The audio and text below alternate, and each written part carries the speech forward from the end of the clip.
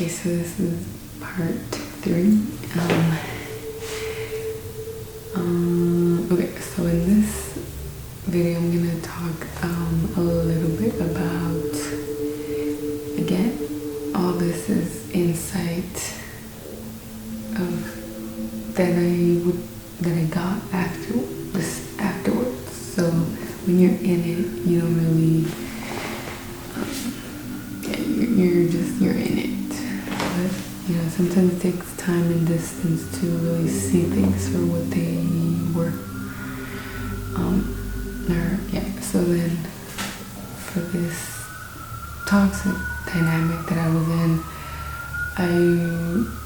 part of me was upset at myself as to how in the world did I allow myself to give so many years, so much time and energy into someone that didn't care about me,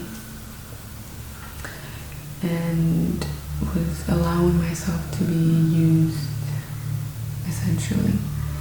And I thought about it, and I was like, no duh.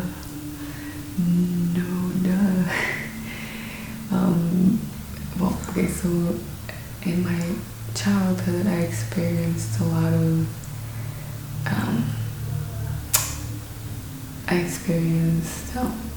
just DV,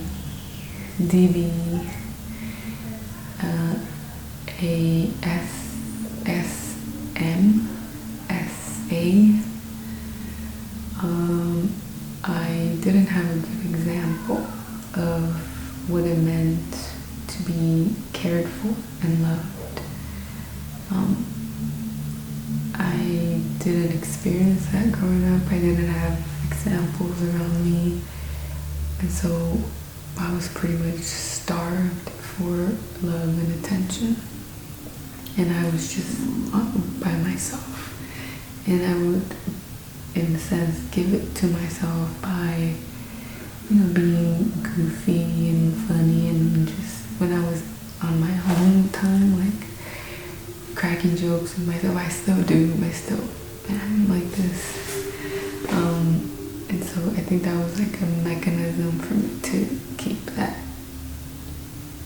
young at heart, like that childlike sense of being is still very much alive within me, even through all of that. And so pretty happy and grateful that it's like that. Because for so many people, I feel like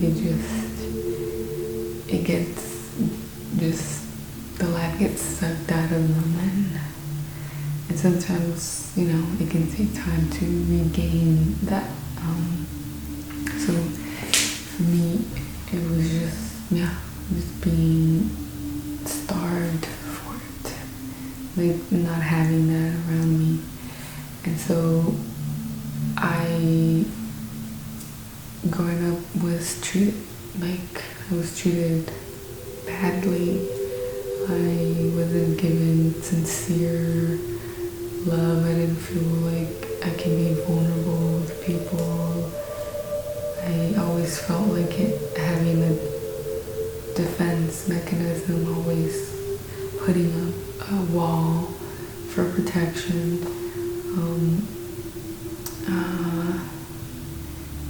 It was very difficult, I think, for anybody to get close to me. And I understand why I was like that. And so for somebody who grew up like that, I was starved for love, and specifically, I guess, romantic love.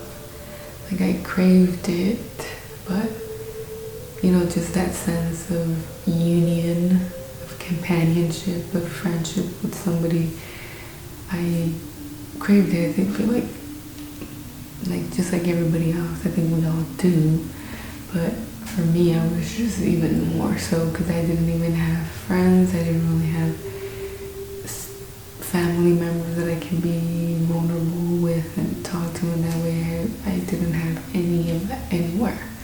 The only places that I got that from was just me, myself, when I would spend time by myself. That's not the same as getting it from the outside. And so the only other place that I would get that from was like from animals. I remember that would be one of my favorite things. When I was growing up, we had a big backyard. We had a whole bunch of animals. At one point, we had a horse, we had parrots, we had ducks, we had turtles, we had a fish pond, we had chickens, we had a dog, we had several species of parrots, a whole bunch of trees everywhere. And so that to me was like my safe space, my paradise, away from everything that I was going through internally, and also like just the family kind of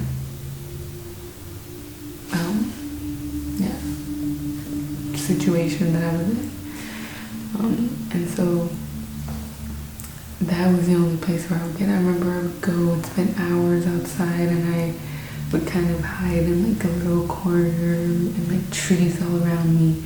I would sing, I would like recite poetry and like write poetry, and I would like make up songs or like tunes, like the melody. I would come up with stuff like that, and also listen to music and dance and jump around, and I would spend time with all the animals around me and just like observe them and care for them and just enjoy their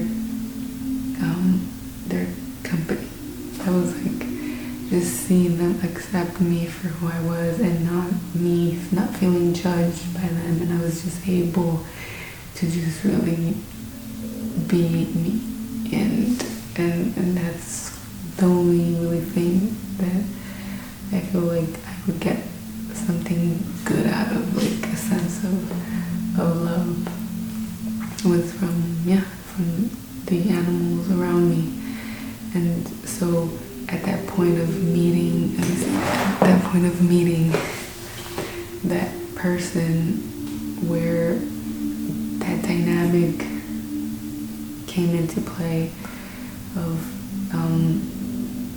narcissistic, I guess, person that takes, and then me, codependent, was the person that was giving.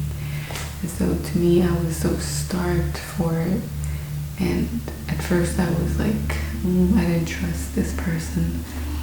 But little by little, I started to develop feelings for this person. Because in the beginning, it was just like what they call love bombing.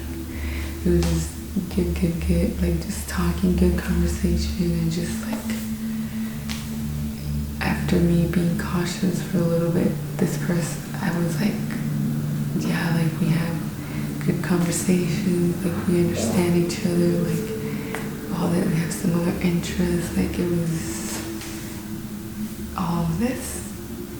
And then as soon as I like gave any hints that I liked them back and that I felt something, that I, in a sense, I was hooked on them, dependent on them, on them giving me attention. As soon as that happened, that's when the switch happened. And it was like this person now stopped interacting so much. And then me, I was in my mind trying to get it to be back to how I was in the beginning. Because I was like, that's how it was. Like, that was reality. Like, this is how it was. Like, what happened for things to change. And it was me, a mental thing, me in the cycle trying to get it back to be what I thought was the real thing, the real dynamic, how he was, but it was all just a front. That's what he was, to get me to be hooked on to him. And I was hooked. And so that was kind of why it was so difficult, because it was more of like a mental thing, and like kind of that neglect and giving you a little bit of attention, and you know, and yeah, it was.